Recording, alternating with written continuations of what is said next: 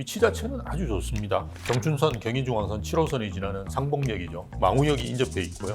핵심이 이제 GTX B 노선인데요. 이게 이제 송도에서 마석까지 가는데 이게 이제 망우역을 거치게 되거든요. 그래서 GTX B 노선이 이제 들어온다 그러면 도심으로 이 이동성 자체는 엄청나게 좋아집니다. 그래서 거의 한 10분 정도면 오고 갈 수 있을 정도고요. 그러다 보면 이제 기존에 이제 신내동이나 면목동 쪽에 집중되어 있던 중랑구의 이제 뭐 그런 학군이라든지 상권 자체가 아마 이쪽으로 이제 이전해 오지 않을까 그죠? 네, 그런 기대를 할 수가 있고요.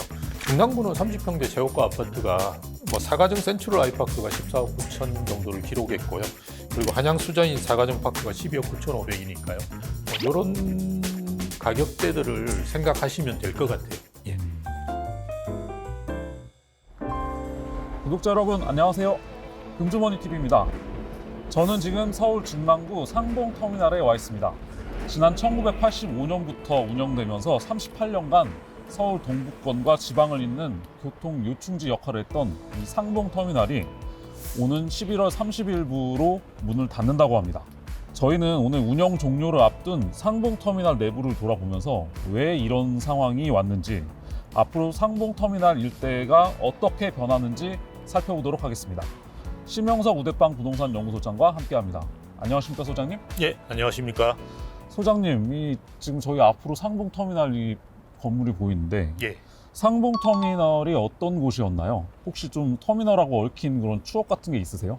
예, 85년 9월 달에 개관을 했는데요. 예, 원래 이제 동부 지역 시외버스 터미널로 사용하던 동마장 터미널을 확장해서 개관한 거죠. 운행 시작할 때는 이제 경비 동북부 쪽으로 120개 노선 551개의 버스를 운영할 정도니까요. 상당히 이제 활성화된 터미널이라고 볼 수 있습니다. 상봉동 자체는 이제 서울 외곽이긴 한데요. 그렇지만 그 서울과 경기 동북부 그리고 강원을 잇는 도로교통의 여지에 있었죠. 그래서 수도권 제1순환고속도로 태계원 연장으로 고속버스도 들어오고요. 그리고 대전, 대구, 부산, 전주 등 지방 대도시와의 연결도 굉장히 활발했던 걸로 알고 있습니다. 그리고 군 장병들 수요도 많았었고요. 그러다 보니까 하루 평균 이용객만 2만 명이 넘었고요. 지금은 이제 좀 쇠락을 했죠. 그런데 갑자기 이렇게 운영 종료와 함께 이렇게 폐업하는 운명을 맞게 됐는데 어쩌다가 이렇게 폐업까지 하게 된 겁니까? 예, 뭐 두 가지 큰 요인이 있다고 볼 수 있는데요. 일단 그 서울 중심부와 교통 연계가 잘 안 됩니다. 뭐 상봉역이라든지 여기서 서울 도심으로 가는 것이 바로 환승 없이 가기가 힘들지 않습니까? 그런 것도 있고요. 그리고 사실은 이제 강변역 쪽에 보면 동서울 터미널이라고 있는데요. 2호선이죠. 예, 이거는 뭐 서울 도심으로 상당히 연결이 잘 됩니다. 그래서 이게 생기면서 아마 기능들을 많이 흡수해 간 걸로 보여집니다. 그리고 경춘선 복선 전철이라든지 서울 양양 고속도로 뭐 이런 게 생기면서 또 강원권의 접근성도 예전에 비해서 훨씬 좋아졌거든요. 그리고 굳이 터미널을 이용할 이유도 없어지는 거고요. 그래서 시외버스하고 고속버스 노선이 궁극적으로 거의 다 이제 폐업이 되고요. 현재 뭐 10월 기준으로 본다 그러면 찾아보고 깜짝 놀랐는데요. 매출이 83만 원, 그리고 이용객이 26명이니까요. 사실은 뭐 터미널에서 기능은 상실한 걸로 볼 수 있죠. 예, 뭐 지금 저희가 이렇게 봐도 터미널 근처에 사람들이 평일 대낮에도 거의 없는데 거의 없습니다. 그러면 터미널 폐쇄를 앞두고 저희가 한번 건물 안으로 들어가서 어떤 모습인지 한번 살펴보도록 하겠습니다. 들어가시죠.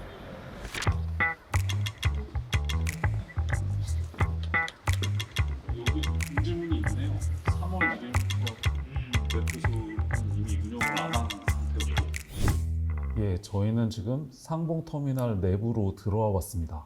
이미 폐쇄를 앞둔 시기에서 그런지 굉장히 사람도 없고 불도 많이 꺼져 있고 이게 참 폐쇄를 앞두고 있다는 게 확 실감이 나는 것 같아요. 소장님, 그러면 11월 30일에 터미널 운영이 종료가 되면 앞으로 상봉터미널은 어떻게 됩니까? 예, 현재도 뭐 강원도 원주와 문막 쪽을 오가는 버스가 한 6번 정도 운행을 하는데요. 다음 달 1일부터는 이제 터미널 자체를 임시 정류장으로 이제 이전을 하는 걸로 알고 있고요. 현재도 이제 경륜장이라든지 운전면허 학원이 있죠.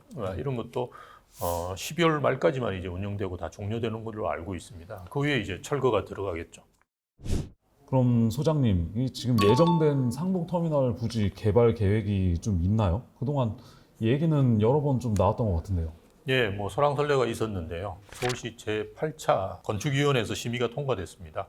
터미널 부지에 아파트 999세대, 이용 공공은 이제 197세대까지 포함되는 걸로 알고 있고요. 오피스텔 308세대, 그리고 판매 문화, 근린생활 시설인데요. 이게 좀 특징적인 게 이제 문화 부분입니다. 3,000제곱미터인데요. 기부 체납할 예정인데요. 여기 이제 청년 드림 허브 센터. 청년 드림 허브 센터는 보통 이제 창업에 대한 부분이라고 생각하시면 되고요. 그다음 청소년 복합 문화센터 이런 근린 시설들도 들어온다고 합니다. 그래서 전체적으로 보면 지하 8층에 지상은 이제 49층 규모의 주상복합이 들어설 예정이고요. 802세대가 이제 민간 분양될 예정인데요. 98 타입이 346세대로 제일 많고요. 우리가 뭐 국평으로 알려져 있는 84 타입이 244세대입니다.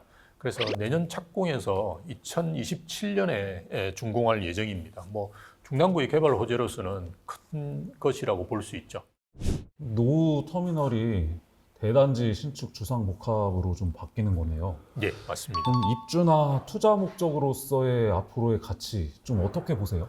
예, 뭐 위치 자체는 아주 좋습니다. 경춘선, 경인중앙선 7호선이 지나는 상봉역이죠. 여기가 이제 부역명 자체가 시외버스 터미널입니다. 그리고 망우역이 인접해 있고요. 그리고 대지 면적 자체가 거의 한 7,000평에 가깝습니다. 그래서 서울에 이만한 이제 면적을 찾아보기가 쉽지가 않죠. 그리고 핵심이 이제 GTX B 노선인데요. 이게 이제 송도에서 마석까지 가는데 착공을 이제 내년도에 2024년도에 하는 걸로 예정되어 있습니다. 그래서 이게 이제 망우역을 거치게 되거든요. 그래서 GTX B 노선이 이제 들어온다 그러면 뭐 도심으로의 이동성 자체는 엄청나게 좋아집니다. 그래서 거의 한 10분 정도면 오고 갈 수 있을 정도고요. 그리고 송도까지도 한 30분 되면 가니까요. 뭐 엄청나게 이제 교통이 편리해집니다. 그러다 보니까 이 주변에 이제 주상복합 아파트들이 상당히 많이 있습니다. 그리고 뭐 이마트라든지 홈플러스, 코스트코 이런 데들이 거의 다 들어와 있습니다. 그만큼 이제 의미가 있다라고 볼 수 있는데요. 그러다 보면 이제 기존에 이제 신내동이라든지 면목동 쪽에 집중되어 있던 중랑구의 이제 뭐 그런 학군이라든지 상권 자체가 아마 이쪽으로 이제 이전해 오지 않을까 그죠? 예. 그런 기대를 할 수가 있고요. 중랑구는 30평대 제고가 아파트가 뭐 사가정 센트럴 아이파크가 14억 9천 정도를 기록했고요. 그리고 한양 수자인 사가정 파크가 12억 9,500이니까요. 이런 가격대들을 생각하시면 될 것 같아요. 예. 예, 지금까지 폐쇄를 앞둔 상봉터미널의 마지막 모습을 살펴봤습니다. 많은 사람들의 추억이 묻어있는 그런 곳이어서 이 폐쇄되는 운명을 맞은 게 참 안타깝긴 하지만 신축 주상복합 단지로 바뀌게 되면 서울 동부권에 촉망받는 신흥 거주지로 발돋움할 수 있겠다, 그런 생각이 들었고요. 구독자 여러분, 앞으로 거주나 투자를 고려하실 때 앞서 제가 말씀드린 그런 점들을 고려해 주시면 좋을 것 같습니다. 지금까지 금주머니 TV입니다. 신명석 소장님 수고하셨습니다. 감사합니다.